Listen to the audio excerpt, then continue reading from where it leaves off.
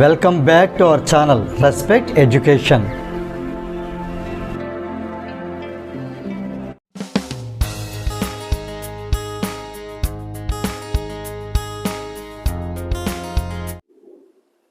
ఈ క్లాస్లో మనం ఎక్సర్సైజ్ 3.1లో క్వశ్చన్ నెంబర్ 3లో ఫోర్త్ బిట్ ఎలా సాల్వ్ చేయాలి నేర్చుకోబోతున్నాం.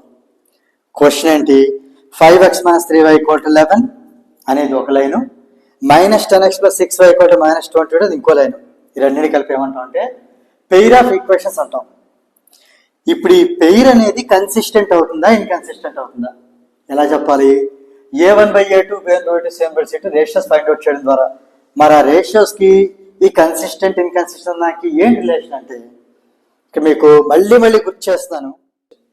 ఐసీసీ అంటే ఇండియన్ క్రికెట్ కౌన్సిల్. ఇక్కడ చూద్దాం. ఐసీసీని ఎలా రాస్తున్నాను?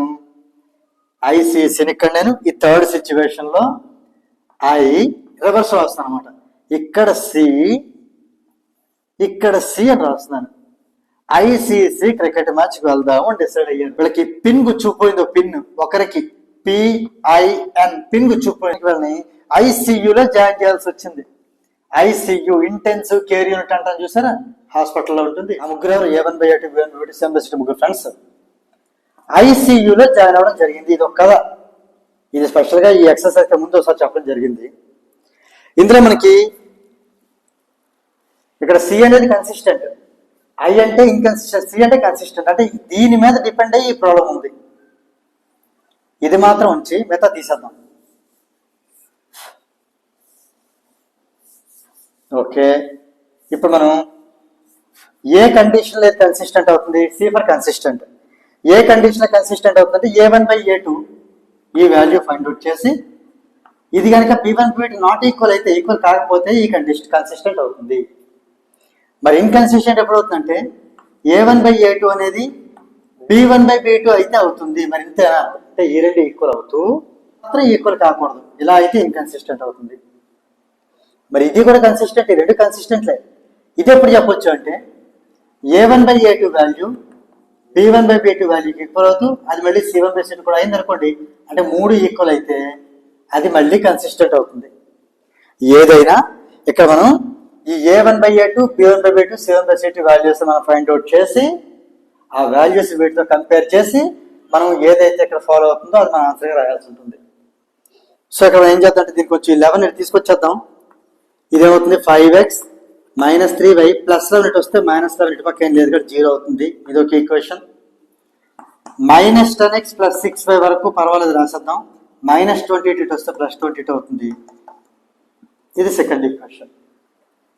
ఇందులో ఎక్స్ కోఎఫిషియంట్ a1 అవుతుంది. అంటే a1 5 అయింది. ఇది b1 అవుతుంది. b1 -3 అయింది. ఇది c1 అవుతుంది. c1 -11 అయింది. ఇంతవరకు ఓకేనా? ఈ ఎక్స్ కోఎఫిషియంట్ వచ్చి a2 అవుతుంది. అంటే a2 -10. ఈ 6 అనేది b2 అవుతుంది. 22 c2 అవుతుంది. ఓకే, ఇప్పుడు మనం a1/a2 value, b1/b2 value, c1/c2 value find out చేద్దాం. రెడీనా? a1 అంటే 5 కాబట్టి 5/a2 అంటే -10.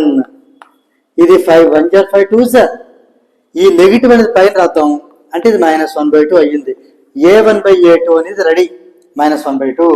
ఇప్పుడు b1/b2 వద్దాం. ఇక్కడ b1 చూస్తే -3/b2 చూస్తే 6. ఇది కూడా 3 1 = 3 2 = ఇది కూడా -1/2 రావడం జరిగింది. b1/b2 కూడా రెడీ. ఈ రెండు ఈక్వల్ అయ్యాయి కదా. ఇప్పుడు c1/c2 ఫైండ్ అవుట్ చేద్దాం. c1 అంటే -11/c2 అంటే 22. ఇది కూడా 11 1 = 11 2 = ఇది కూడా -1/2. మొత్తం మీద మనకి మూడు వాల్యూస్ కూడా ఈక్వల్ అయ్యాయి. ఇంకొకసారి అబ్జర్వ్ చేయండి. a1/a2 -1/2, b1/b2 కూడా -1/2, c1/c2 కూడా -1/2 వచ్చింది. అంటే ఇక్కడ మనకి therefore మనకు వచ్చిన కండిషన్ ఏంటి అంటే all the three ratios are equal అని రావడం జరిగింది. మూడు ఈక్వల్ అయితే మనకి ఏ కండిషన్? ఈ థర్డ్ కండిషన్. మరి థర్డ్ కండిషన్ సి అంటే ఏంటి? కన్సిస్టెంట్. సో ఏంటి అర్థం అంటే therefore the system of given pair of equations లేదా pair of linear equations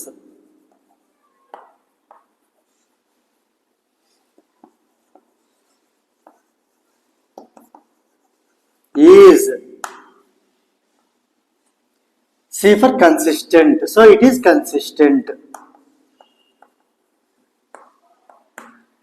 అంటే ఈ లీనియర్ ఈక్వేషన్స్ అనేవి ఈ సిస్టమ్ అనేది మనకి కన్సిస్టెంట్ అని చెప్పడం జరిగింది. సో దీంతో మనకి ఈ 4th బిట్ అనేది కంప్లీట్ అయింది.